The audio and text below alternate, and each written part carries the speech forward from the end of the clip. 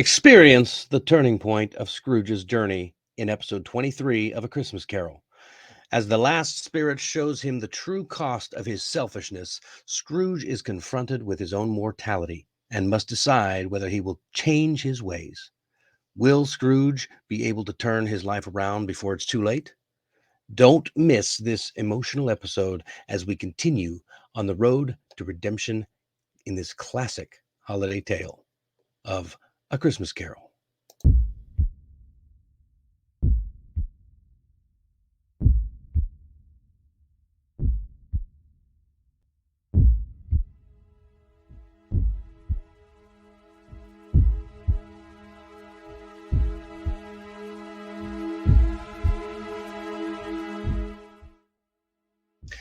Merry Christmas and welcome to the 23rd episode of Christmas Carol in this Read All About It series.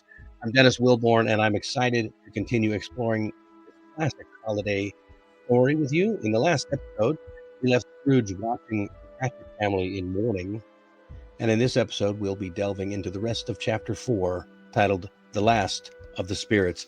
I can't wait to see what the final ghost has in store for Scrooge as he learns the true meaning of Christmas. So get your hot cocoa, snuggle up by the fire, and join me as we continue this journey through A Christmas Carol. This is episode 23 out of 26. Let's see what it's all about. The Last of the Spirits, chapter 4. As usual, jumping in with vocabulary. The first is the phrasal verb break down. Now this phrasal verb is used in many different cases, like when a piece of machinery breaks down or something like your car breaks down on the side of the road. But in this case, this is a breakdown of the emotions, to collapse mentally or physically. She broke down in tears as he delivered the bad news. I'm sure we can all relate to something like that. It's happened to all of us, I'm sure. Next is the adjective, parting. Parting, the act or occasion of leaving a person or place. Pack your things. Parting time is almost here. You don't really hear this quite so often in this format as an adjective, but it is a word. You be aware, you might find it and you might want to use it. Parting time. Parting is such sweet sorrow. All right, moving on. Adjective, wretched. Wretched, extremely bad, ugly, or unkempt. I didn't enjoy the party at all. I had a wretched time. Yeah, something really bad. It's ugly. It's no good. Wretched. That's a great adjective for describing something. Instead of just saying, oh, it was really bad. Oh, it was terrible. Much better adjective than terrible is wretched. Great word. Next one, verb. Foreshadow. To be a sign of something that will happen in the future. Foreshadow. His failing the exam was foreshadowed by his disinterest in schoolwork. Oh, do you know any kids who are disinterested in schoolwork? It might be foreshadowing of the future. Foreshadow. Good verb. To kind of say or be a sign of what the future will be. We use this a lot in literature, so be aware.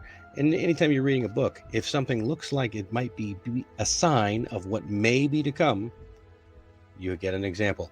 There's been a lot of foreshadowing in this chapter leading up to now. Maybe we'll find out why soon.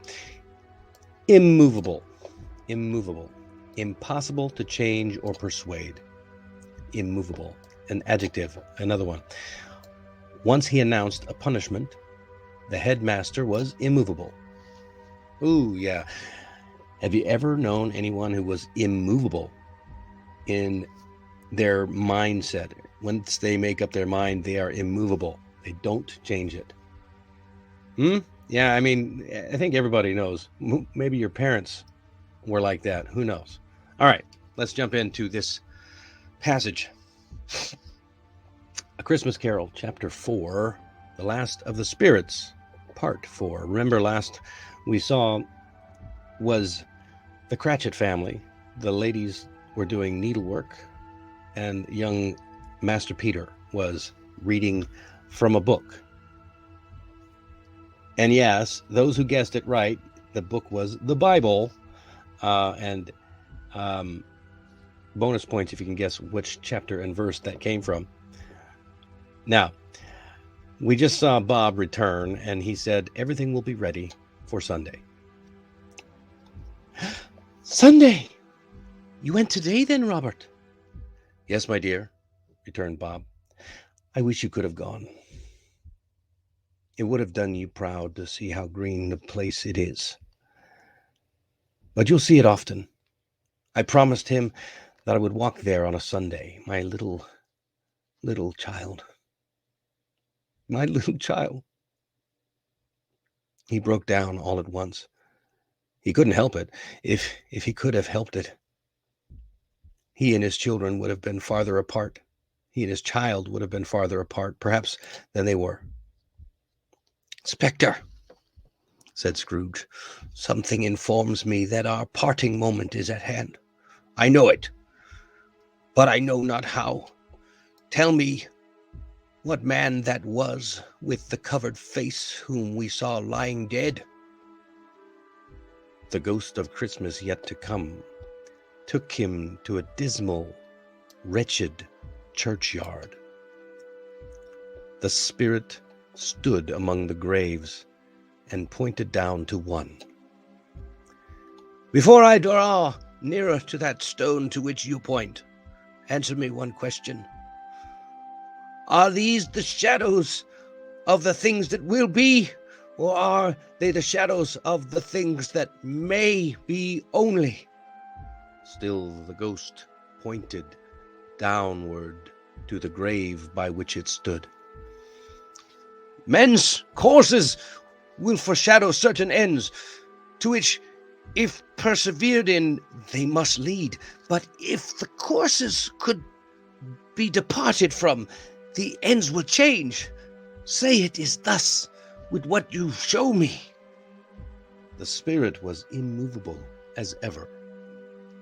Scrooge walked towards it, trembling as he went, and following the finger, read upon the stone of the neglected grave his own name, Ebenezer Scrooge.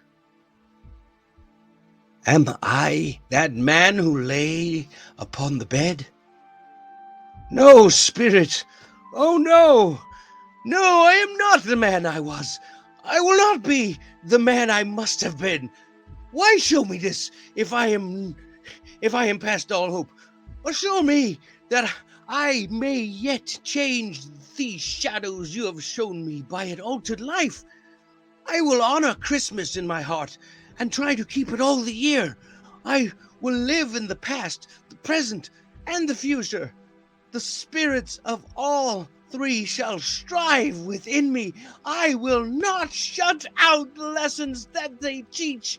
Oh, tell me I may wash away the writing of this stone.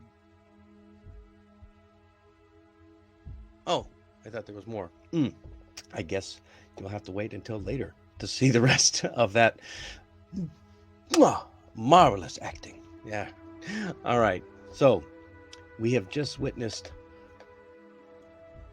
a lot of crying on this in this episode. We had Bob Cratchit, who apparently he and his family have lost Tiny Tim, and we're discussing the funeral, or at least the burial. So where did the ghost take Scrooge after that? You could say he was at a cemetery, but back in those days, we often had the cemeteries in a place called the churchyard.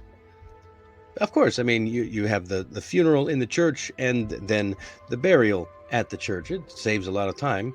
And so the cemetery was the churchyard. So often in those times, they called it They didn't call it a cemetery. They called it a churchyard. And what grave did the ghost show Scrooge? That's right, his own grave. And I hope you understood as I read the story, what did Scrooge promise the ghost? That's right. He promised that he would change. He was changed. He didn't promise that he would change. He promised that he is a different man. Oh no, Spirit, I am not the man I was, he says.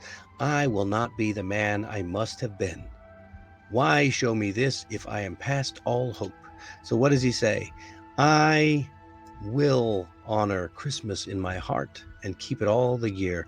I will live in the past, the present, and the future.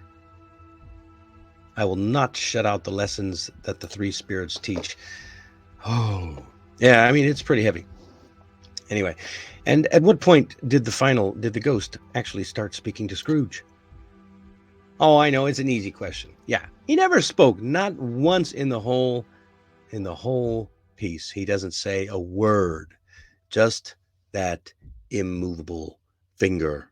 Bum, bum, bum. All right. As usual, see the description for the links to this practice. You can practice this on your own. And of course, my traditional discussion questions. What do you think about Scrooge's potential demise? Why do you think Scrooge was shown dying alone? Of course, we don't see Scrooge dying, which is appropriate, but he does point out that the man that they saw in the last chapter, the last episode, the man whose body was there was actually his own body. So why do you think they showed that? What's the point of that part of the storytelling? And why is that helpful for showing Scrooge to change his life? I'd love to hear your thoughts. And it'll have to wait until next time. We will see you later this afternoon or this evening for the next episode of the day. Have a great and happy Christmas Day.